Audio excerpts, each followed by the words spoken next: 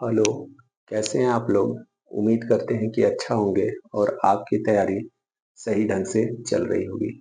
देखिए, हम आज हम लोग आज एक नया चैप्टर पढ़ने का कोशिश करते हैं। क्या है वो? Profit and loss. क्या पढ़ेंगे हम लोग आज? प्रॉफिट एंड लॉस या लाभ या हानि। इसको पढ़ने से पहले मैं आपको एक चीज़ ये बता देना चाहता हूँ कि आपको इसमें परसेंटेज का नॉलेज होना चाहिए। ठीक है? अगर आप परसेंटेज चैप्टर पढ़े हैं तो ये चैप्टर बहुत आसान हो जाएगा। और अगर आप कंपटीशन एग्जाम की तैयारी कर रहे हैं और एक आध दो एग्जाम दिए हैं तो आपको तो इतना आइडिया होगा ही कि प्रॉफिट एंड लॉस से कैसा क्वेश्चंस पूछता है। ठीक है, तो चलिए प्रॉफिट एंड लॉस पढ़ने से पहले हम लोग थोड़ा सा परसेंटेज देख लेते हैं, क्योंकि इसमें यही आएगा कि 20% का लाभ होता है, 20% का हानि होता है। फिर परसेंटेज वैल्यू दे देगा तो उसका फ्रैक्शन वैल्यू कितना होता है, ये तो ऑलरेडी मैं बता चुका हूँ, फिर भी एक बार आपको रिपीट करवा देता हूँ। जैसे मैं क्या कह रहा हूँ, अगर कहीं पर 1 है तो उसका मतलब क्या होता है आपको पता होगा, 100%। अगर कहीं पर फ्रैक्शन वैल्यू 1/2 है तो उसका मतलब क्या होता है, 50%। अगर कहीं पर फ्रैक्शन वैल्यू 1/3 है तो इसका मतलब क्या होता है, 33 सही 1/3%, या इसी को आप 33.33% भी लिख सकते हो। मैं क्या कह रहा हूँ कि अगर 33 सही 1/3% दिया है या 33.33% दिया है तो इसको आप 1/3 लिख सकते हैं। उम्मीद करता हूँ कि ये आपको पता होगा। उसके बाद 1/4 क्या होता है तो आप लोग बोलेंगे 25%। अगर मैं 1/5 बोलूँ तो आप लोग क्या बोलेंगे, कितना होता है, 20%। अगर मैं 1/6 की बात करूं तो आपको पता होगा 16 सही 2/3% होता है। यानी कि 16 सही 2/3% अगर कहीं पर दिया है तो उसको आप 1/6 लिख सकते हो। इसी को कहीं पर 16 सही 6% भी दिया रहता है। तो आपको ये भी याद होना चाहिए, ये भी याद होना चाहिए। उसके बाद नेक्स्ट आ जाता है हमारा क्या, 1/7।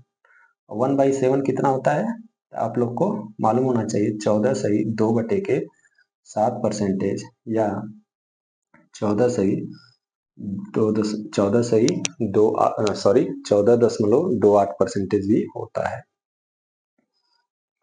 उम्मीद कर रहा हूँ कि आपको समझ में आ रहा होगा कि मैं क्या आप लोग को बता रहा हूँ। देखिए, कभी कभी क्वेश्चन में 14.28% भी दे देता है और 14 सही 2/7% भी दे देता है, तो इसका फ्रैक्शन वैल्यू 1/7 होता है। उसके बाद आ जाता है कितना, 1/8। 1/8 कितना होता है, 12 सही 1/2%, या इसको आप 12.5% भी बोल सकते हो। ठीक है, उसके बाद आ जाता है 1/9। इसको आप लिख सकते हो 11 सही 1/9%, या फिर 11.11%। उम्मीद करता हूं, मैं बार बार बोल रहा हूं कि मैं उम्मीद कर रहा हूं कि आपको ये सब पता होगा और कैसे आता है ये भी पता होगा। उसके बाद हम लिख लेते हैं कितना, 1/10। 1/10 को क्या लिख सकते हैं आप, सीधे सीधे 10%। तो ये तो हो गया 1/10 तक।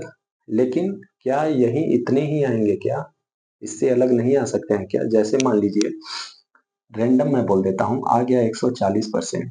तो क्या आपको 140% का याद है क्या? मैं बोल देता हूं मान लीजिए 56% आ गया, उसका फ्रैक्शन वैल्यू कितना होगा? तो आपको घबराना नहीं है, ये भी याद नहीं है तो भी कोई बात नहीं है। बस थोड़ा सा अगर आप याद कर लेंगे, समझ लेंगे, तो आप लोग का एग्जाम में समय बच जाएगा। बस मैं इतना समझाने का कोशिश कर रहा हूँ। जैसे मान लीजिए कि 140% आ गया, इसको आपको फ्रैक्शन में बदलना है तो कैसे बदलेंगे, आपको मैंने बता रखा है। 140 और क्या करेंगे आप, 100 से डिवाइड कर देंगे। ठीक है, परसेंटेज को हटाएंगे तो 100 नीचे आता है। अब आप इसको काट दीजिए तो कितना आ जाएगा, 7/5, यानी 140% बराबर 7/5। 56% आ गया तो इसको कैसे आप लिखेंगे, 56 परसेंटेज को हटाएंगे, परसेंट पर 100। ठीक है, 2 से काट दीजिए, कितना हो जाएगा आप लोग बताइए, 28 दूना के 56 और यहाँ पर 50, 2 से और काट दीजिए, 14/25। तो 56% बराबर कितना होगा? 14/25। जैसे कि मान लीजिए कि एग्जाम में आ गया, क्या आ गया, कुछ वैल्यू बताइए, 65% आ गया, तो इसको आप लिख लेंगे क्या, 65/100 बराबर, अब इसको 5 से काट दीजिए, 13 बार कटेगा और 20 बार कटेगा, तो 65% को आप लोग क्या लिख सकते हैं, 13/20। उम्मीद करता हूं कि आपको इतनी चीजें तो पता होंगी और कैसे हम एक एक चीज समझते हुए आगे बढ़ रहे हैं वो भी आपको समझ में आ रहा होगा। तो अब आपको समझ में आ गया होगा कि मैं क्यों बोला था कि परसेंटेज आपको आना चाहिए। चलिए अब हम लोग पढ़ते हैं क्या, प्रॉफिट एंड लॉस का बेसिक। देखिए पहले आपको किसी चैप्टर का अगर बेसिक नहीं पता रहेगा तो आप कितना भी ट्रिक याद कर लो, ट्रिक से होने जाने वाला कुछ है नहीं। ये बात तो आप अपने दिमाग में बिठा लो। हो सकता है कि 30 क्वेश्चन आए तो 30 क्वेश्चन में से आप एक आध दो ट्रिक से लगा लो, बाकी तो आपको बेसिक पे ही आना पड़ेगा। ठीक है, हम प्रॉफिट एंड लॉस पढ़ रहे हैं। अब इसमें हम एक एक चीज पहले समझ लेते हैं। प्रॉफिट एंड लॉस चैप्टर पढ़ने से पहले इसमें हम एक एक चीज समझेंगे कि टर्म क्या होते हैं। पहले हमें टर्म ही पता होना चाहिए, जैसे प्रॉफिट लाभ, लाभ क्या होता है, हानि क्या होता है, कास्ट प्राइस यानी क्रय मूल्य क्या होता है, विक्रय मूल्य क्या होता है, मार्क प्राइस यानी अंकित मूल्य क्या होता है, और डिस्काउंट यानी कि छूट या बट्टा भी इसे बोलते हैं। तो पहले हम इसे समझ लेते हैं, और ये समझ लिए हम तो फिर मैं उम्मीद करता हूं कि आगे हम आसानी से समझ लेंगे सब कुछ। चलिए तो पहला ही मैं यहाँ पर टर्म लिख रहा हूं, जैसे प्रॉफिट एंड लॉस पढ़ रहे हैं तो पहला यहाँ पर मैं टर्म लिख रहा हूं क्या, क्रय मूल्य। क्रय मूल्य यानी कि इसको क्या बोलते हैं, कॉस्ट प्राइस, या शॉर्टकट में क्या बोलते हैं, सीपी। ठीक है, क्रय मूल्य ध्यान से अब सुनिए, मैं लिखूंगा नहीं, बस आपको मैं बता दे रहा हूं। क्रय मूल्य वह मूल्य होता है जिस पर हम कोई चीज खरीदते हैं या जिस पर कोई वस्तु खरीदते हैं। जितने रुपए की कोई वस्तु खरीदते हैं वो हमारा क्रय मूल्य होता है। ठीक है, उसके बाद हम आ जाते हैं किस पे, विक्रय मूल्य पर। उसके बाद हम किस पे आ जाते हैं, विक्रय मूल्य, या इसको बोलते हैं क्या, सेलिंग प्राइस। सेलिंग प्राइस, इसे क्या बोलते हैं, एसपी। एसपी या सेलिंग प्राइस या विक्रय मूल्य, ये क्या होता है, जिस मूल्य पर हम कोई वस्तु बेचते हैं। ठीक है, इसको हमने खरीद लिया, खरीदने वाला क्या होता है, क्रय मूल्य, और बेचने वाला जिस वस्तु पर या जितने रुपए का हम बेचते हैं वो हमारा क्या होता है, विक्रय मूल्य। अब इसके बाद हम आते हैं क्या, लाभ। इसके बाद हम क्या आते हैं, लाभ या तो प्रॉफिट, और इसको हम शॉर्ट में क्या लिख देते हैं, पी। और इसके बाद एक और टर्म है क्या, हानि यानी कि लॉस, और इसको शॉर्टकट में क्या लिखते हैं, एल। ठीक है, तो अभी तक हमारी यहाँ पर 4 चीजें हो गई। क्रय मूल्य समझ में आ गया होगा, विक्रय मूल्य जब हम कोई वस्तु जिस पैसे में बेचते हैं वो हमारा विक्रय मूल्य होता है, लाभ प्रॉफिट, और हानि, ये दोनों आपको बताना अभी बाकी है। देखिए क्या होता है, क्रय मूल्य क्या होता है, जिस पर हम कोई वस्तु खरीदते हैं।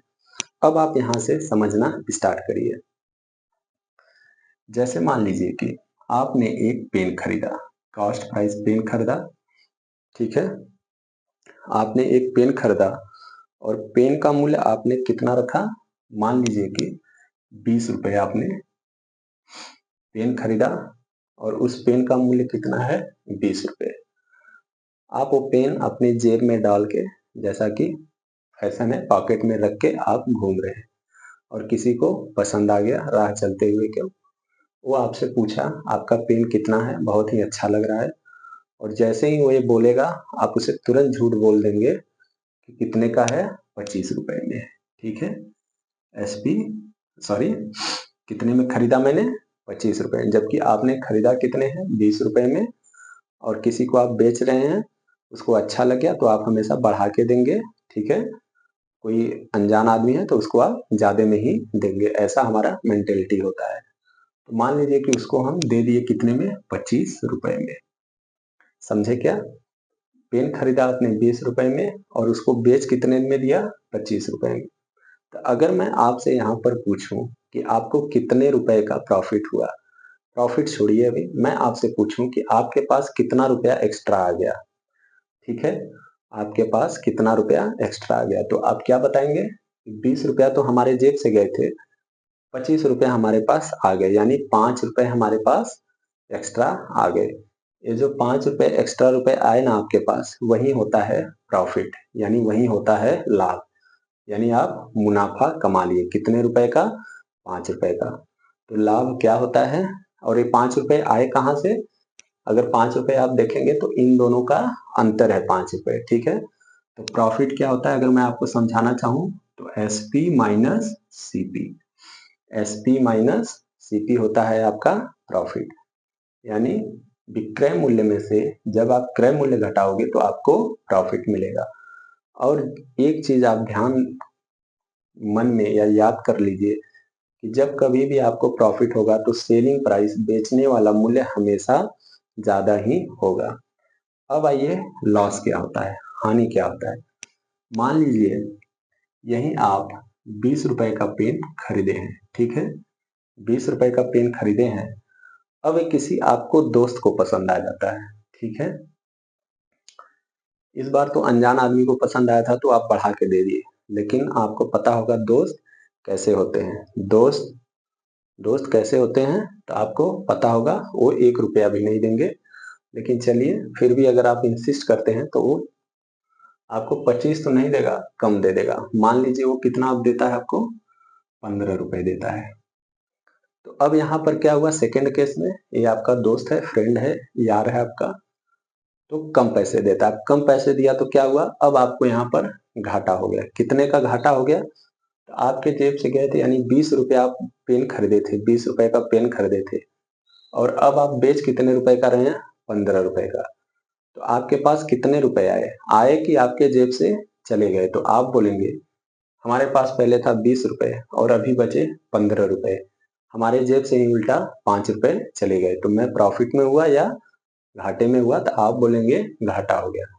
घाटा कितने का हुआ, 5 रुपए का, और ये 5 क्या है, इन दोनों का अंतर। लेकिन यहाँ पर एक चीज आपको ध्यान देना पड़ेगा कि जब कभी भी घाटा होता है तो हमारा कॉस्ट प्राइस में से सेलिंग प्राइस कम कर रहे हैं, तब जाके हमारा घाटा आ रहा है, यानी लॉस बराबर क्या हो जाएगा, cost price minus selling price. समझ में आया क्या? Cost price minus selling price.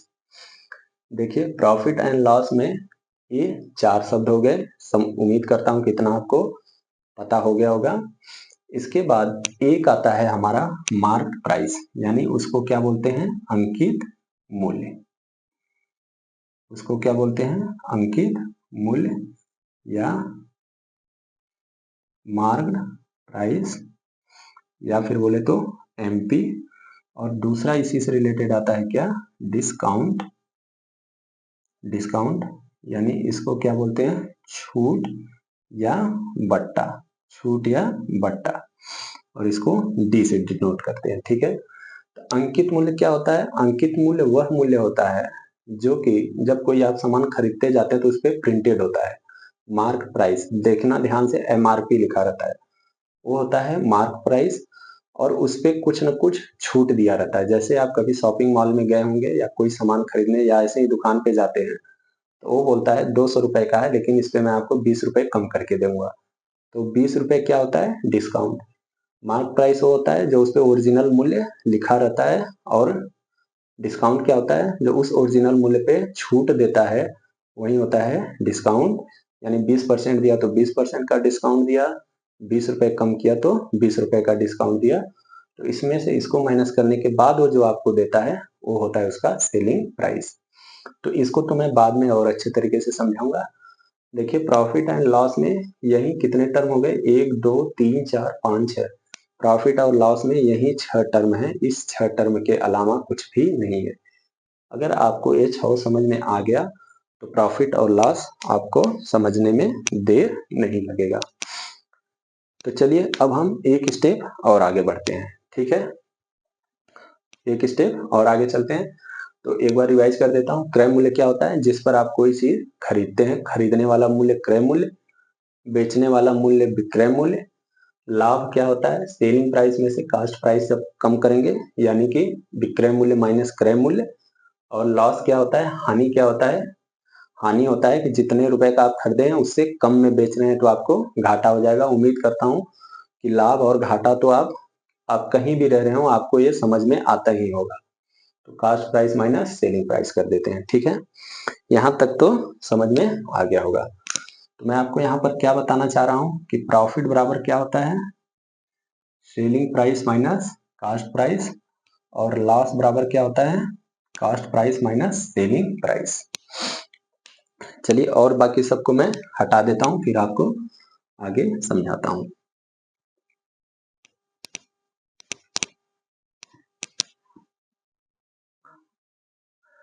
अब देखिए यहाँ पर आपको एक चीज याद रखना होगा। क्या?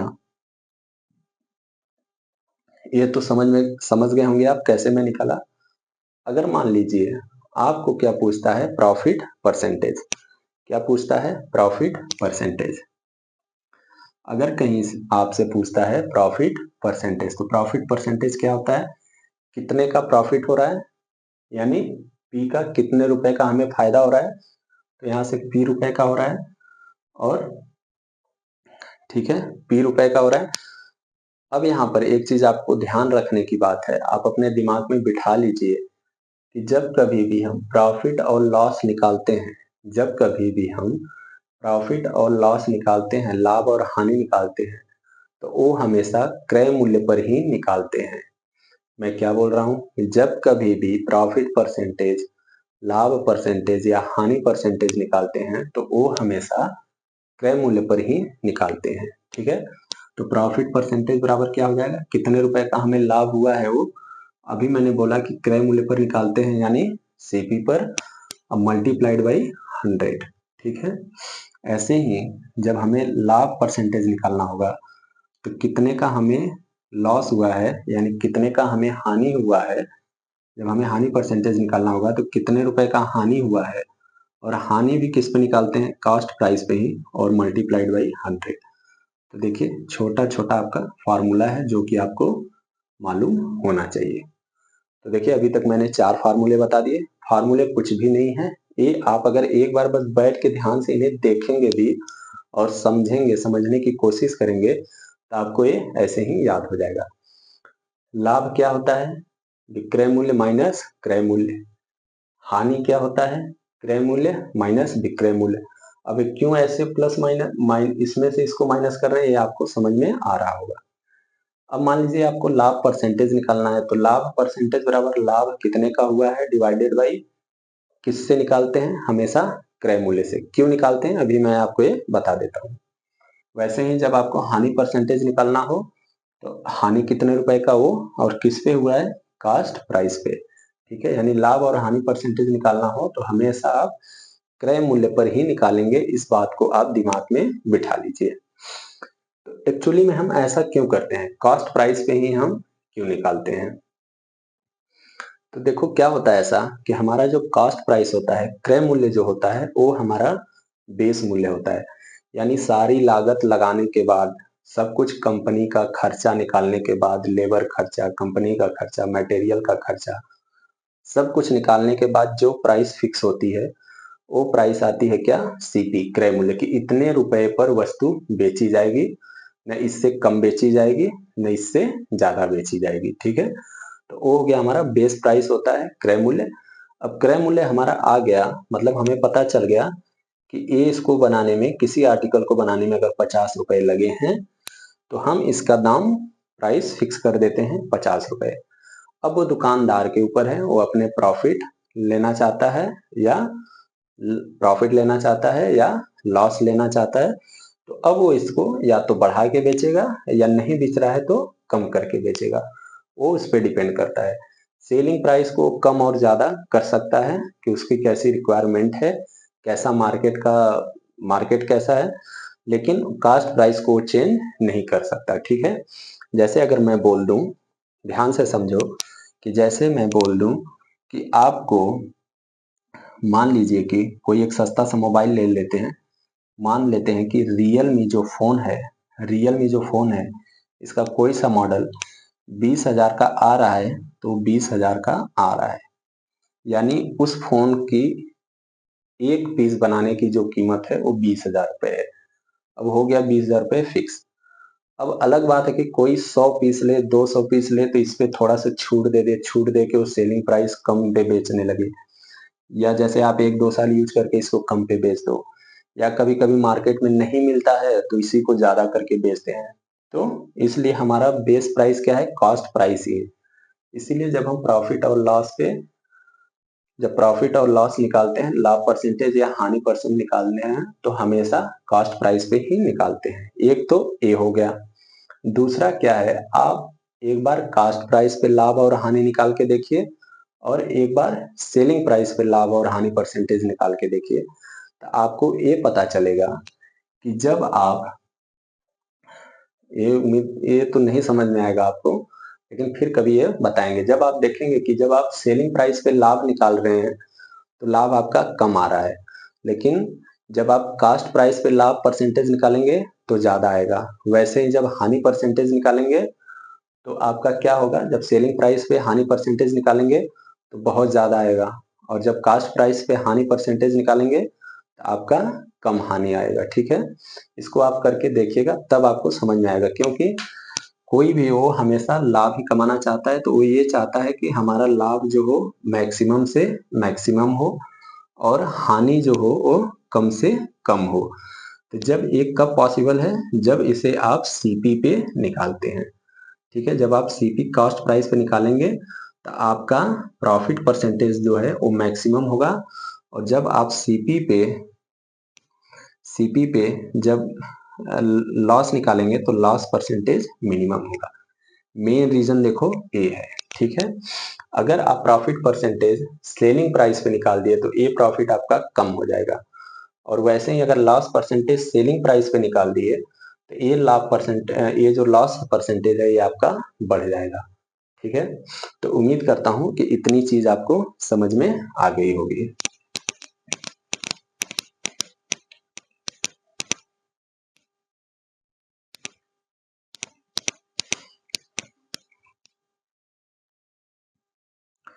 चलिए, तो अभी तक हम लोगों ने क्या क्या पढ़ा, मैं लिख देता हूं। पहला पढ़ा क्या, प्रॉफिट बराबर क्या होता है आपका, selling price minus cost price. Loss बराबर क्या होता है आपका, सीपी माइनस एसपी। और एक और क्या पढ़ा कि अगर लॉस प्रॉफिट परसेंटेज निकालना हो तो क्या होता है आपका, प्रॉफिट परसेंटेज निकालना हो तो क्या होता है, प्रॉफिट बटे के सीपी मल्टीप्लाइड बाई 100, और लॉस परसेंटेज निकालना हो तो एल बटे के सीपी बटे के एल बटे के कॉस्ट प्राइस, यानी लॉस बटे के क्रय मूल्य मल्टीप्लाइड बाई 100। इसके बाद चलिए अब हम एक एक चीज हमेशा समझते हैं। ठीक है, एक एक चीज समझते हुए चलते हैं। मैं क्या कह रहा हूं कि जैसे एक एग्जांपल से समझने का कोशिश करते हैं। जैसे आपका दे रखा है क्या, मान लीजिए कि आपका सीपी दे रखा है 500 परसेंटेज, और प्रॉफिट परसेंटेज दे रखा है आपका कितना, 20%। तो आपसे पूछ रहा है कि इसका एसपी कितना होगा। ठीक है, क्या दे रखा है, कास्ट प्राइस आपका 500 रुपए दे रखा है, प्रॉफिट कितना दे रखा है 20%, और सेलिंग प्राइस कितना आपसे पूछ रहा है। तो इसको आप कैसे कर सकते हैं, यहां से देखिए प्रॉफिट बराबर क्या होता है, प्रॉफिट बराबर एसपी माइनस सीपी। आपसे क्या पूछ रहा है, एसपी पूछ रहा है, तो एसपी लिखिए इधर, प्रॉफिट प्लस सीपी हो जाएगा। अब देखिए, ठीक है, सीपी कितना दे रखा है, हमारा कॉस्ट प्राइस कितना दे रखा है, तो आप बोलेंगे 500। सीपी कितना दे रखा है, तो आप बोलेंगे कितना, 500 प्लस प्रॉफिट कितना दे रखा है, 20%। किसका 20%, तो हमेशा प्रॉफिट और लॉस, मैं अभी आपको बताया प्रॉफिट और लॉस हमेशा किस पे निकलता है, कॉस्ट प्राइस पे, यानी क्रय मूल्य पे निकलता है। तो 20% क्रय मूल्य का होगा। ठीक है, यानी 500 गुणे के 20% का मतलब 20 बटे के 100। तो 2 शून्य से 2 शून्य, और देखिए क्या हो जाएगा, 500 प्लस 20 बचे के 100। यानी कि आपका कितना आ गया एसपी, यानी सेलिंग प्राइस कितना आ गया 600 रुपए। उम्मीद करता हूं कि ये आपको समझ में आ रहा होगा। चलिए अब मान लीजिए कि आपको क्या दे रखा है, एसपी दे रखा है कितना 600 रुपए, और एसपी दे रखा है 600%, और क्या दे रखा है आपको, प्रॉफिट दे रखा है 20%, प्रॉफिट परसेंटेज दे रखा है 20%। अब आपसे सीपी पूछ रहा है। देखिए क्वेश्चन जस्ट उल्टा कर दिया, इस बार कॉस्ट प्राइस दे रखा था, इस बार सेलिंग प्राइस दे दिया, प्रॉफिट परसेंटेज दे दिया 20%, आपसे क्रय मूल्य पूछ रहा है। तो इसको आप कैसे निकालेंगे, ध्यान से देखिए। अभी अभी आप प्रॉफिट लिखे थे, क्या प्रॉफिट बराबर, जब प्रॉफिट परसेंटेज दिया तो प्रॉफिट ही लिखेंगे, क्या एसपी माइनस सीपी। आपसे क्या पूछ रहा है, सीपी, तो सीपी इधर ले आइए और इधर क्या ले आइए, एसपी माइनस पी, यही होगा। एसपी कितना दे रखा है 600 रुपए। अब क्या करेंगे आप, माइनस प्रॉफिट कितना दे रखा है 20%, यानी 20 बटे के 100। चलिए अब आप लोग बताइए, अब मैं ये किसका 20 बटे 100, ये प्रॉफिट 20% है तो किसका 20% है, क्या इस 600 का 20% है क्या? अगर आप जैसे ही 600 का 20% निकालें आपका हो जाएगा गलत। यहाँ पर अब आपको ध्यान देना है, यहाँ पर सीपी का 20% होगा। हमेशा मैं बोल रहा हूँ प्रॉफिट और लॉस किस पे निकलता है, कॉस्ट प्राइस पे। तो यहाँ पर किसका 20% होगा, सीपी का। मान लीजिए सीपी एक्स है तो यहाँ पर एक्स का 20% निकालेगा, न कि 600 का 20% निकालेंगे। अगर जैसे ही निकालेंगे तो आपसे गलती हो जाएगा। इसको काट दीजिए और इसको इधर ले आइए। तो x प्लस एक्स बटे के 5 बराबर कितना आ जाएगा 600, और ये कितना हो जाएगा 6x बराबर 5 बराबर 600। और जब आप इसको सॉल्व करेंगे तो x बराबर आ जाएगा कितना 500, यानी कि सीपी बराबर आ गया कितना 500। तो यहाँ पर मैं आपको यही समझाने का कोशिश कर रहा हूँ, ये देखिए इसका बेसिक मेथड है, ऐसे आपको नहीं लगाना है। ये मैं सिर्फ आपको बता रहा हूँ कि ऐसे भी ये लगता है, जो कि इसका बेसिक है। और यहाँ पर बस ये सिखाने की कोशिश कर रहा हूँ कि प्रॉफिट और लॉस परसेंट जब दिया रहे तो वो हमेशा सीपी पे दिया रहेगा, ठीक है, हमेशा सीपी पे, न कि आप एसपी पे निकाल दें, यहाँ 600 का 20% निकाल के बैठ जाए। ऐसे किए तो गलत हो जाएगा। उम्मीद करता हूं कि आपको यहाँ तक समझ में आया होगा, ठीक है। चलिए एक स्टेप और आगे बढ़ते हैं।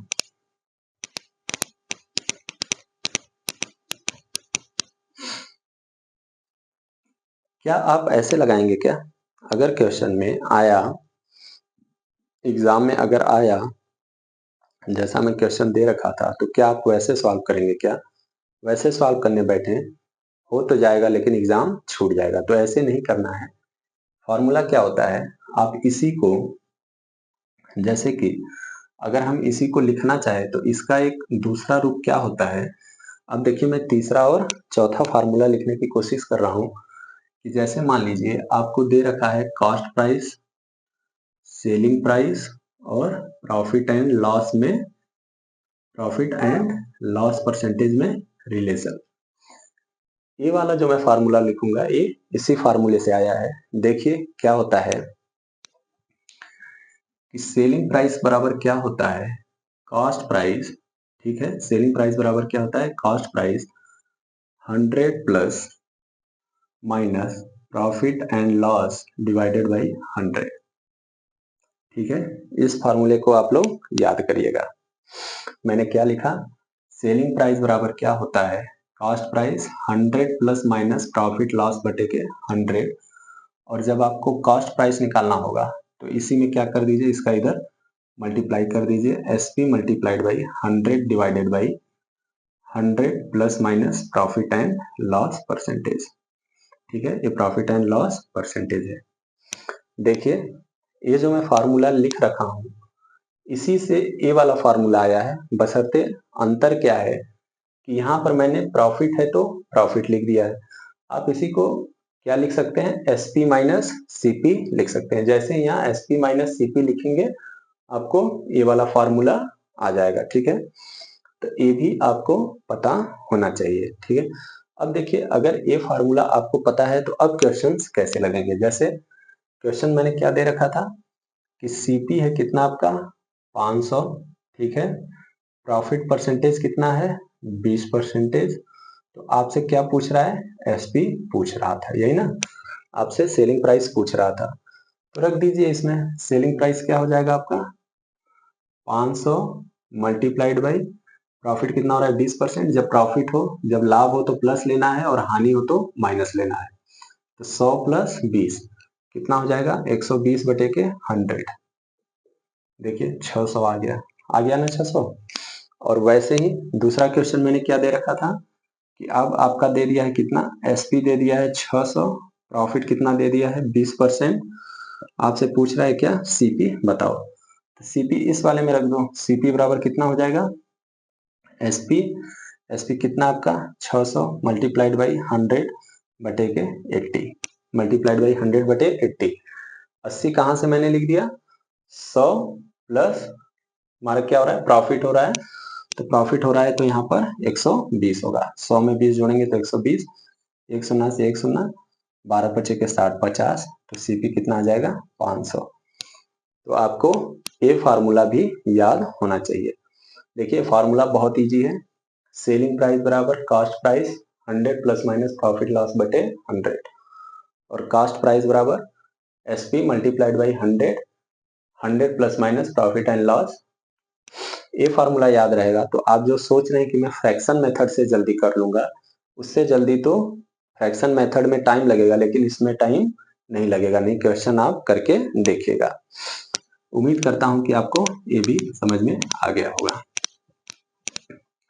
चलिए इसको अब मैं इधर लिख देता हूं। एसपी बराबर हमने क्या लिखा अभी, CP multiplied by 100 plus minus profit loss बटे के 100, और सीपी बराबर हमने क्या लिख सकते हैं, SP multiplied by 100 divided by 100 plus minus profit and loss. आपको लाभ और हानि में सिर्फ इतना ही याद रखना है, लाभ और हानि में सिर्फ इतना ही याद रखना है। ये याद क्या रखना है, ये बहुत ही इजी है, आपको समझ में आ गया तो याद रखने में कोई भी दिक्कत नहीं है। चलिए अब आपको मैं क्वेश्चंस करके दिखाता हूं, ठीक है, क्वेश्चंस करके दिखाता हूं।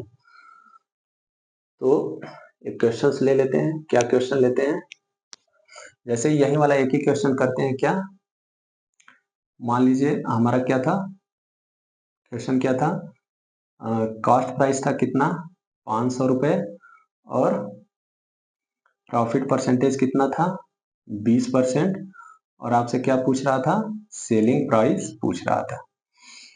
तो देखिए सेलिंग प्राइस निकालने के अब कितने तरीके से आप सेलिंग प्राइस निकाल सकते हो, एक बारी मैं आपको बता रहा हूं। देखिए पहला तरीका क्या है, ए वाला, प्रॉफिट इक्वल टू क्या होता है SP plus CP, SP minus CP. अब क्या करेंगे आप, आपको क्या निकालना है, सेलिंग प्राइस निकालना है, यानी विक्रय मूल्य निकालना है। तो क्या हो जाएगा सीपी प्लस प्रॉफिट परसेंटेज। तो सीपी कितना है, आप बोलेंगे 500 प्लस प्रॉफिट कितना है 20%। किसका 20%, हमेशा कॉस्ट प्राइस में निकलेगा, तो 500 का 20%। जब इसको आप सॉल्व करेंगे तो कितना आ जाएगा 600। इसको आप सॉल्व करके देखिए, ये हो गया हमारा बेसिक तरीका, पहला तरीका। दूसरा तरीका क्या है हमारा, दूसरा तरीका क्या है, आपको एसपी पूछ रहा है तो आप इसी में रख दीजिए डायरेक्ट। तो एसपी बराबर क्या हो जाएगा सीपी, सीपी कितना दे रखा है तो बोलेंगे 500 मल्टीप्लाइड बाई 100 प्लस प्रॉफिट हो रहा है तो प्लस कितना का प्रॉफिट हो रहा है 20%, 20% का, और मल्टीप्लाई डिवाइडेड बाई 100। जब आप इसको सॉल्व करेंगे तो आपका यहां से भी 600 आएगा, दो शून्य से दो शून्य, 120, 12 पचे 60, 600। ठीक है। तीसरा तरीका क्या हो सकता है, तीसरा तरीका क्या हो सकता है कि आप मान लो कॉस्ट प्राइस कितना है 100, देखिए प्रॉफिट एंड लॉस परसेंटेज, और एक कौन सा चैप्टर है compound interest and simple interest, वहां पर कुछ भी चीजें अगर आप 100 मान लिए तो आसान हो जाएगा। ठीक है, कॉस्ट प्राइस कितना है 100, प्रॉफिट कितना हो रहा है हमारा 20%, तो प्रॉफिट होने के बाद जो हम बेचेंगे वो हमारा कितना आएगा सेलिंग प्राइस। ठीक है, तो प्रॉफिट हो रहा है 20% का, तो इसका मतलब हमारा सेलिंग प्राइस कितना हो जाएगा 120%। 100 का 20%, अभी देखिए हमने कॉस्ट प्राइस मान लिया 100, तो प्रॉफिट कितना हो रहा है 20%, 20%, तो 100 का 20% 20 होता है, तो सेलिंग प्राइस कितना आ जाएगा आपका 120। अब देखिए 100 की वैल्यू कितनी है, यहाँ पर 500 दे रखा है, ठीक है। 100 की वैल्यू कितनी है 500, कितने टाइम्स है बोलेंगे 5 टाइम, तो सेलिंग प्राइस भी आपका कितना टाइम्स हो जाएगा 5 टाइम, यानी 600 रुपए। यहाँ पर सेलिंग प्राइस आपका आ गया कितना 600 रुपए। उम्मीद करता हूं कि आपको ये सब समझ में आ रहा होगा। चलिए अब चौथा तरीका देख लेते हैं। चौथा तरीका क्या है आपका, जैसे कि यहाँ पर प्रॉफिट दे रखा है कितना 20%, प्रॉफिट कितना दे रखा है 20%, और ये कितने के बराबर होगा 1/5 को। अभी मैंने आपको फ्रैक्शन बता के आया, आपको फ्रैक्शन में मैंने इसीलिए फ्रैक्शन आपको थोड़ा सा मैंने रिवाइज कराया। 20% का फ्रैक्शन वैल्यू कितना होता है 1/5। तो देखो यहाँ पर जो प्रॉफिट और लॉस हम हमेशा किस पे निकालते हैं, कॉस्ट प्राइस पे, ठीक है। तो नीचे वाला जो वैल्यू रहेगा यानी डिनोमिनेटर में जो वैल्यू रहेगा वो आपका क्या होगा कॉस्ट प्राइस। हमेशा डिनोमिनेटर में जो रहेगा वो हमेशा कॉस्ट प्राइस रहेगा। क्यों कॉस्ट प्राइस रहेगा, अपने मन से नहीं बोल रहा, क्योंकि हम लोग प्रॉफिट लाभ और हानि परसेंटेज हमेशा क्रय मूल्य पर ही निकालते हैं, इसलिए नीचे वाला क्रय मूल्य हो गया। अब आपको अगर मैं परसेंटेज क्लास देखी होगी आप लोग, तो वहां पर मैंने बता रखा था कि 5 का 20% निकालोगे तो 1 आता है, 5 का 20% निकालोगे तो 1 आता है। और एक क्या हो रहा है प्रॉफिट, तो जब प्रॉफिट होने के बाद जब फाइनल वैल्यू आएगा तो क्या होता है सेलिंग प्राइस। यानी कि अगर मैं ये बोलूं कि अगर आपका कॉस्ट प्राइस है कितना 5 रुपए, प्रॉफिट हो रहा है आपको कितने का 1 रुपए का, तो आपका सेलिंग प्राइस कितना होगा 6, क्योंकि कॉस्ट प्राइस में जब प्रॉफिट जोड़ देंगे तो सेलिंग प्राइस आता है 6। ये तो आपको मैं समझाने के लिए लिखा, वैसे लिखने की जरूरत नहीं है, आपको इसी से पता होना चाहिए, इसी से पता होना चाहिए। ये कॉस्ट प्राइस है, इस पे प्रॉफिट हो रहा है कितने का 1 रुपए का, तो सेलिंग प्राइस कितना हो जाएगा 6 रुपए। अब देखो यहाँ पर कॉस्ट प्राइस की वैल्यू दे कितनी रखी है 500, यानी 5 का वैल्यू कितना है 500, ये इससे कितना गुना है 100 गुना। ये तो हमारा रेशियो में वैल्यू आया है, ये फ्रैक्शन वैल्यू है 5, लेकिन एक्चुअल में इसका वैल्यू कितना है 500, ठीक है। तो वैसे ही सेलिंग प्राइस 6 है, तो 6 का वैल्यू कितना हो जाएगा 100 से आप गुणा करेंगे तो कितना आ जाएगा 600। देखिए एक ही क्वेश्चन के निकालने के कितने तरीके हैं, 4 तरीके। ये जो हमारा बेसिक होता है, और यही चारों तरीके घूम फिर के लगेंगे, ये तो नहीं लगेंगे, कहीं पर आप ये वाला तरीका लगाएंगे, और मेरे हिसाब से ये सबसे बेस्ट तरीका है। उसके बाद आप 100 मान लीजिए, उसके बाद आप फ्रैक्शन मेथड, जो कि इसके सब लोग आदती होते हैं, ये भी ठीक है, ऐसा नहीं बोल रहा हूँ खराब है, सारे मेथड सही है, जो आपको समझ में आ जाए वही सही है, ठीक है। ये आप पे डिपेंड करता है कि आप कौन सा अप्लाई करते हैं। तो बेसिक इतना ही है, आज के लिए इतना ही। कल हम लोग देखेंगे कि इस पे जो जितना बेसिक पढ़ाया, इस पे जो प्रीवियस ईयर के क्वेश्चंस आए हुए हैं उसको हम लोग सॉल्व करेंगे। उसके बाद हम लोग नेक्स्ट टाइप का देखेंगे। आज के लिए इतना ही। Thank you, bye bye, take care.